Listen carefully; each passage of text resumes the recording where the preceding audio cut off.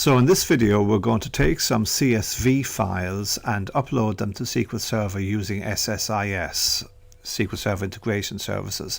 The files will be in a source folder, and what we're going to do is we're going to upload them to SQL Server, and as each one is uploaded to SQL Server it will be moved to a target folder, just like you can see right now, and we'll know the process is completed when every file in the source folder is gone, and then it's all done. So that's the big picture. Enjoy the video. So in this tutorial I've got some source files, 5 comma separated value text files in a folder called source files, and I'm going to upload them to a SQL Server table called, in this instance, SSIS import, and you can see the table has no records at the moment. When they've been uploaded, I'm then going to move them to a processed folder. Now we're going to use SQL Server Integration Services to do this, otherwise known as SSIS. Now I've put this into a folder called Tuesday because producing this tutorial has turned out to be a little bit of a pain, because I find SSIS can be a little bit temperamental or fiddly, because what you end up doing is working with a lot of dialog boxes, and if, for example, you make a simple mistake in the dialog boxes, the whole process fails. So I've had a few goes at stop recording and rewind, etc., but hopefully this one will be smooth, and you'll get a good idea from a beginner's perspective of how to do this. Also bear in mind that although it's quite easy, I find, to do in Excel, if you're in a business environment, a lot of the time you are required to use something like SQL Server Integration Services. So hopefully this should get you started. Now I'm using SQL Server 2012, and in addition to that I will be using Visual Studio 2010 Professional Edition, which is the same one as the company I'm contracting at currently uses. You find big companies don't always use the latest software. So anyway, let's get going with it. So here is SQL Server Enterprise Manager, or SQL Server Management Studio, and the first step in this process is I'm going to go to Visual Studio 2010, and what we're going to do is do File, New Project, and I'm going to choose an Integration Services project. So let's just first of all decide where I'm going to place this project. Okay, and I'll select that folder, and I'll give this the name Import CSVs.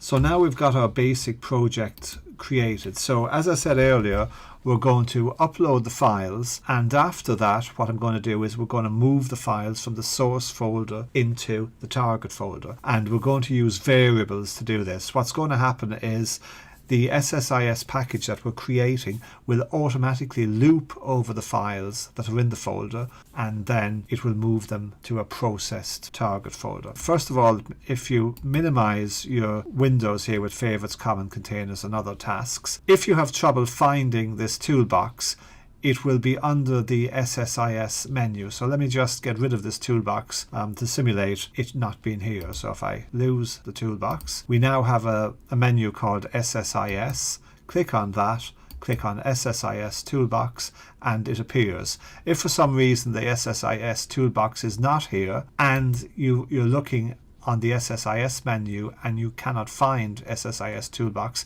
that's probably going to be because the toolbox is somewhere else on your IDE, such as over on the right hand side of your screen, or for example unpinned at the left hand side. So let's just pin this again. The first thing that we're going to want is a container, and the container we're going to use is going to be a Foreach Loop container. So the next thing we're going to want is the variables window. So I'm going to click on the canvas here like so, and I will go View, Other Windows, Variables, and it's been set up as a tab on the document. On the variables window we're going to need about 4 variables or so, maybe 5 variables. So the first one I'm going to create is going to be called V for variable and file name. And what's going to happen is the for each loop that we will be populating in a moment will put each file name that it looks at into this variable. So the data type is going to be string, and that's it. So the next stage, the next section we're going to want is a source folder. So let me give you an example of what I mean in detail. If we go to the Tuesday folder, we've got the source files and processed. So I want to capture the parent directory of processed and source files. And in this instance, it's going to be this here, documents SSIS import and Tuesday. So I've just copied that.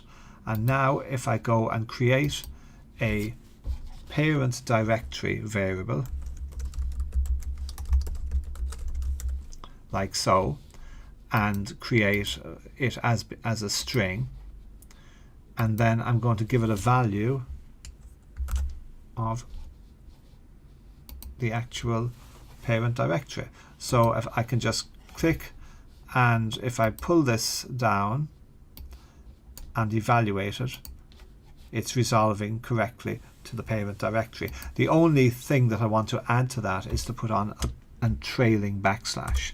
So if we get quotes and put the backslash here, this might throw a wobbly. Let's just test. Yes, it has.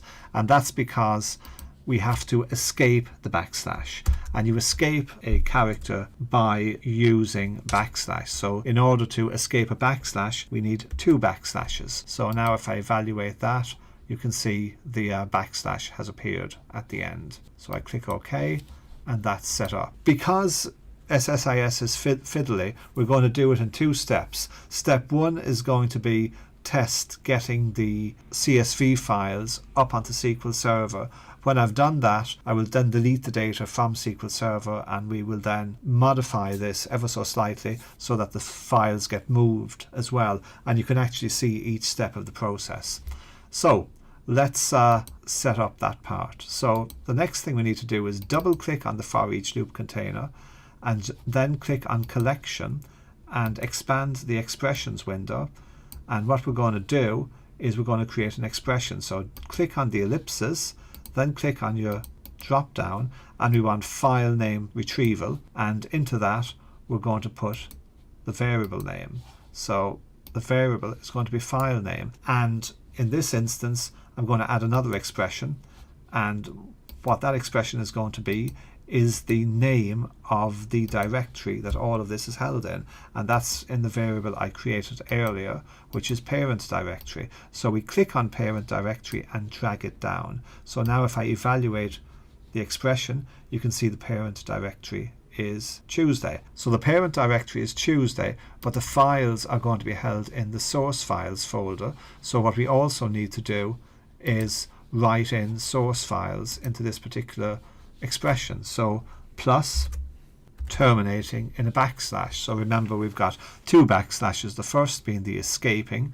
and the second being the actual backslash. So if I hit evaluate expression, it comes through as source files with a single backslash, as you can see here. Click OK, and now that's set up. Then you go to variable mappings, and what's important here is the file name needs to be set with an index of 0, and we click OK. What's been done here is you have a loop which is going to loop over each file in the directory, and it's going to populate the variable vFilename with each of these file names here. But that's all it's going to do. It's not going to do anything with those file names.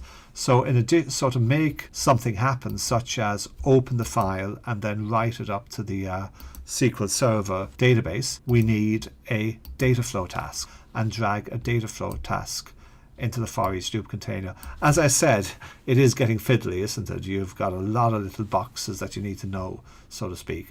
So we double click on the data flow task, and it takes you into the data flow window, and then we need to go to the other sources part of the SSIS toolbox, expand it, and we want a flat file source. So now what we need to do is double click on the flat file source and create a connection to this flat file. So click on new connection, and what we've got to do initially is browse to the files. because what this connection wants to do is it wants to know what is the structure of the file. So although we will be browsing when the program's running using variables, we've got to manually first go to the file and choose CSV files here, because that's what we're doing. Manually go to the file and investigate its structure. So we click open, and it's taken a guess at what the file type is. So now click preview. So we can see on the preview there are no column headers, so both rows in the file are actually data rows. So we need to go back to general and unclick column names in the first data row. So if I untick that and then click preview, you can see now the data is shown correctly: column 0, column 1, column 2, and the data. So now we click on advanced, and what we know is that column 0 is going to be text. Now I happen to know that the table I'm writing to wants a different data type to DT underscore string. It actually wants DT underscore wide string, so we'll go with that and click on column 1, and we set that similarly to DT wide string.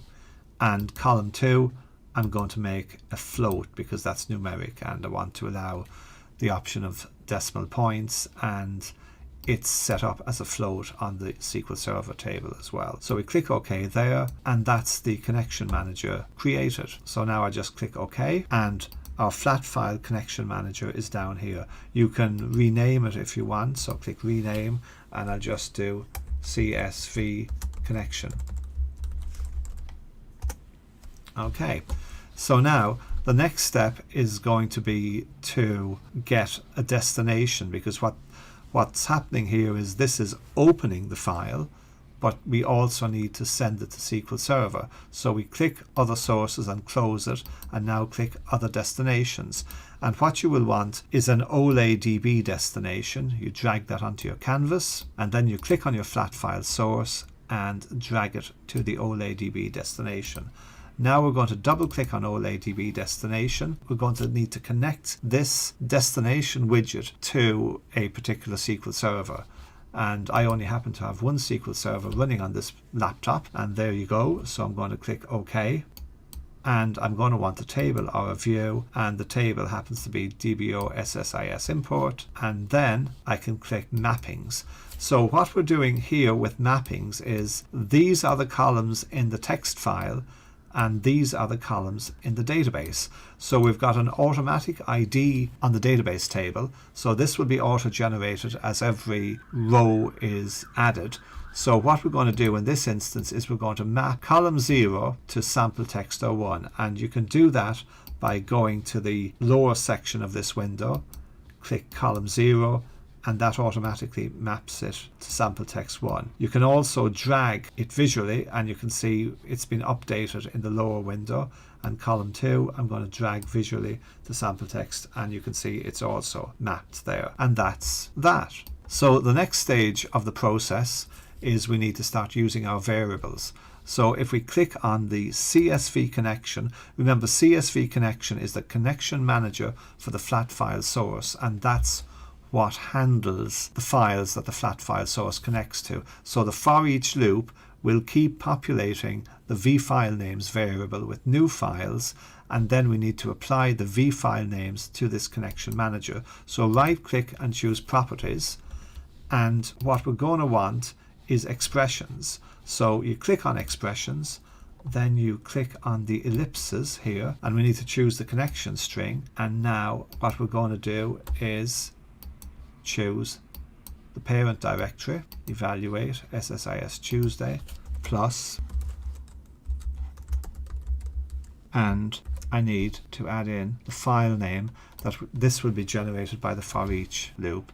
Evaluate expression, and that's correct because the vFileName variable will not be populated until the program is actually running. So we click OK on that and click OK there, and the expressions have been set up. Connection string and has expressions true, that's been automatically populated. So if we check on control flow, double click here, everything's good to go, except for one item. We need to also add a new expression here. The other expression is file spec, and the file spec is going to be star.csv in this instance. Just evaluate it to test it. Now you could also just do it manually. Also remember to click name and extension. Now I added that expression, but it doesn't seem to be showing here. Let's just double check. There you go. So you see it can be a little bit buggy because I had to click on general and then click back on collection to get the file spec to show, but it is now showing file spec star.csv. Click OK. And now if I double click on it again, will it have updated stuff? So you can see here now the files text box has also been updated from the variable. So we click OK, and that should be good to go. So let's just test this small part of it. Remember, we have not yet dealt with the moving of the files, but let's just see, can we populate the database now? So we got 5 files in the folder. Let's click run. That's kind of indicating success. Let's just go now and have a look at the SQL Server Management Studio and hit F5 and see, have we actually had our table populated? And yes, there you go, it's worked. The table has been populated. So now what I'm going to do is I'm going to delete this data because we're going to want to run it again. So the good thing about Management Studio is even if you've commented out SQL, all you have to do is highlight the SQL, press F5, and the SQL executes. And now what I want to do is I want to reset my ID column to begin with 1000. So I execute this SQL here and we're good. So now if I press F5 again, you can see that the table is good to go. Looking back at our folder, our source files are still in the source files folder, but now we're going to add the extra piece to the program which moves them from the source files folder into the processed location. So if I click on source files, we can see processed is empty. Go back to Tuesday. Let's go back to the Visual Studio. We now need to exit the debug mode and go back to regular design view by clicking there. Okay, so this part of the process now involves us moving the files. So now let's go get a file system task. So we go click common, drag file system task and put it into the for loop container. And what we then do is drag the green button or the green line down to the file system task. The file system task is going to need 2 things. It's going to need information on each of the source files that it's going to process, and it needs the target folder. So it's within the Foreach Loop Counter, so it's going to get its information from the Foreach Loop Counter, and the way it's going to get the information is via the variables that the Foreach Loop Counter is populating, such as vFilename, combined with the variables that I have set up. So what I've found is, to avoid confusion, the best way is to have variables that are just used for the file system task. So with that in mind, let's create a new variable. vFilesystem SOURCE, vFilesystem source, or VFS source, and that again is going to be a string, and we're going to make an expression this time because it's going to consist of the parent directory and the file name. So let's just create it here. So parent directory, evaluate just to test it, plus source files, double backslash to handle the escaping of the first backslash, then add in file name, evaluate expression. So that's good. Again, file name will only show when the program is running, and click OK. So that's parent directory, and we also need to create one more variable which would be target directory. And again, it's going to be string, and it's going to be an expression. So again, we're going to do parent directory, evaluated, plus processed. And the difference here is that the target of the file system does not want to know the file name. It just wants to know the directory that you're going to put it into. So we click OK, and so we have our variables set up. So let's go to package design and double click on the file system task. And now what we need to do is fill out this box here. So the destination connection is going to be a variable, and it's going to be Let's set this to true first. Now click the drop down. So you can see how fiddly it is. It wasn't going to give me variables until I actually clicked is destination path variable. So the destination path is going to be the target directory variable. And overwrite destination, yeah, I'll set it to true, why not? And the operation I want to do is move files, not just copy the files. And is source path variable? Better click yes this time. And then the source variable. And the source variable is going to be file system, so VFS source. And that should be it, good to go. Fingers crossed, let's run it. And it looks like it's done. So let's package execution completed with success. Click here to switch to design mode or select stop debugging. So I'll click here and we're back in design mode. So first of all, let's go to SQL Server Management Studio and we press the F5 key to run the SQL. And yes, we can see all records have been transferred from the CSV files. I suppose I should actually have shown you the CSV files. So let's just go to Notepad and let's just open one of the CSV files so you know what we're looking at. Switch it to all files. You can see the source files folder is empty, but now if we go to processed, you can see they've been moved there, and this is what the files look like, just standard comma separated files. Sean Johnson, comma 7, David Jones, comma 9. So there you have it. We've built a SSIS package which automatically loops over any files that are in the source directory and uploads them to a SQL Server table and then moves them out of the source directory and into the process directory. And I think that's good for now. Thanks for watching. Hey, thanks for watching. If you found this video helpful, don't forget to give me a like and why not subscribe to the channel. Bye for now.